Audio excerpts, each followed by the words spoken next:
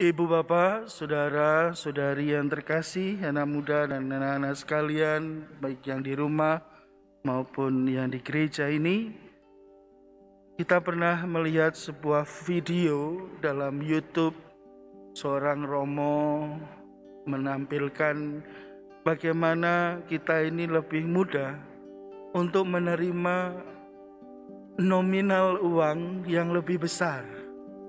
Mulai dari yang merah,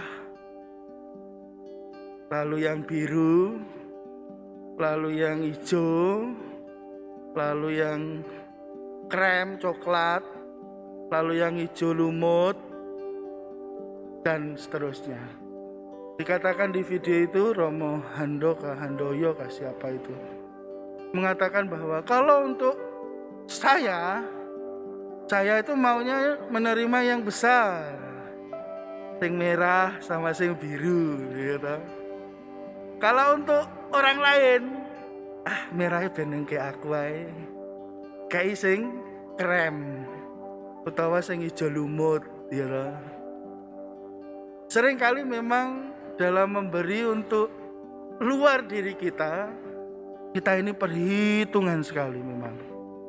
Tapi kalau memberi untuk diri kita mau sebanyak-banyaknya. Itulah sifat kita manusia. Namun yang perlu kita renungkan adalah saat kita mendapatkan merah dan biru dan semuanya itu, bukankah ada yang memberikannya? Ada yang merestuinya? Ada yang memberikan kelancaran untuk kita boleh menerimanya. Saudara-saudariku yang terkasih di dalam Tuhan, Injil hari ini bukan mau mempertentangkan orang yang kaya dan orang yang miskin. Namun lebih dalam dari itu semua, kita diajak oleh Tuhan untuk sungguh-sungguh waspada. Waspada kepada kebiasaan-kebiasaan kesalehan yang palsu.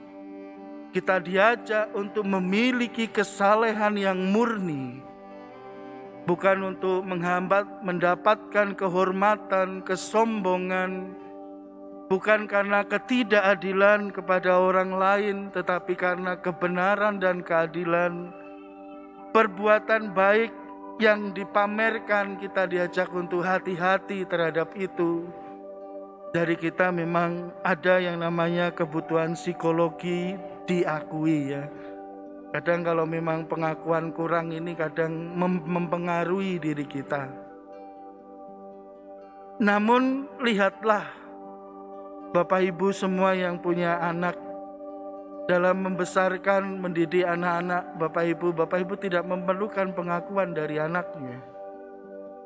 Tanpa diakui anak pun Bapak Ibu terus mengasihi anak-anak, terus memberikan nafkahnya bagi anak-anak. Itulah yang menghantar kita kepada kebaikan yang tidak dipamerkan, kebaikan yang tersembunyi namun nyata. Bahwa kebaikan itu mengalir dari kasih yang nyata. Lalu bagaimana kita juga waspada terhadap hati yang serakah. Kita diajak untuk memiliki hati yang tulus murni, mencintai Tuhan. Kita lihat dari contoh hari ini, yakni seorang janda. Dalam masyarakat kita sendiri, kalau kita melihat janda, apalagi permisi yang ditinggal suaminya meninggal dalam usia yang sangat muda, kita sering mendengar perjuangan mereka menjadi seorang bapak dan ibu bagi anak-anaknya. Jatuh bangun sana kemari. Janda tidak punya suami. Di dalam Injil ini dia miskin, tidak punya siapa-siapa. Namun ia tetap cinta pada Tuhan. Ia berbakti pada Allah dan memberikan persembahan. 2 keping tembaga itu kecil sekali Bapak Ibu.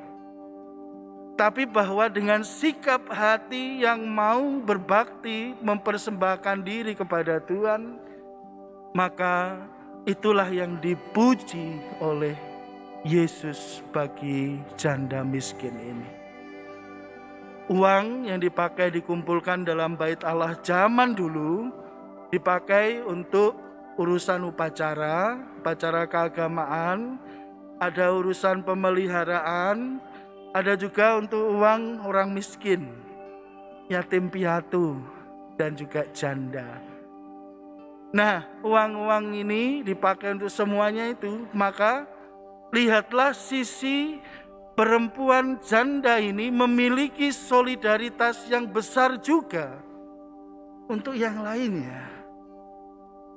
Sama seperti di paroki kita ada PSE, kemarin juga waktu pandemi gelombang kedua langsung bergerak, termasuk yang bulanan atau berapa bulan sekali di lingkungan juga didata siapa-siapa yang memerlukan. Sungguh mengalir dari sikap hati yang mengasihi Tuhan. Maka saudara-saudaraku, kita perlu waspada dengan sikap hati orang-orang Farisi dan ahli Taurat yang tidak baik, yang ingin kesalehan palsu dalam dirinya, perbuatan baik dipamerkan yang serakah dan lain sebagainya.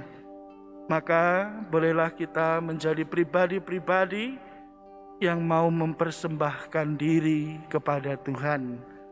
Persembahan itu yang kita terima pertama adalah pengakuan bahwa yang kita miliki, yang kita terima, kita mengakui bahwa itu berasal dari anugerah Tuhan. Persembahan juga tanda syukur bahwa kita menerima apa yang kita terima ini, kita berikan kembali kepada Tuhan. Kita berikan, Tuhan berikan kepada kita, kita juga bersyukur kepadanya kembali. Yang ketiga adalah perwujudan harapan kemauan kita untuk menggunakan milik sebagai kemuliaan Tuhan. Dan yang keempat adalah untuk solidaritas, berbagi kepada mereka yang berkekurangan, yang miskin, yang memerlukan.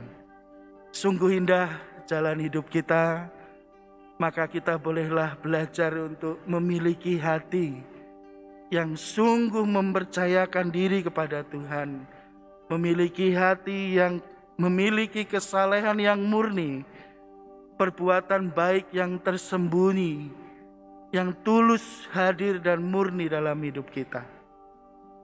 Sungguh saudara-saudariku yang terkasih, itulah iman yang kita banggakan dan perwujudannya dalam kehidupan kita. Akhirnya pemberian sedikit sekalipun tidak akan menjadikan kita miskin seketika. Dan pemberian sekecil apapun dengan sikap hati yang sungguh tulus akan memberikan makna, apalagi ditambah sebagai bakti, sebagai cinta kita kepada Tuhan, Sang Pemberi anugerah segalanya bagi kita. Amin.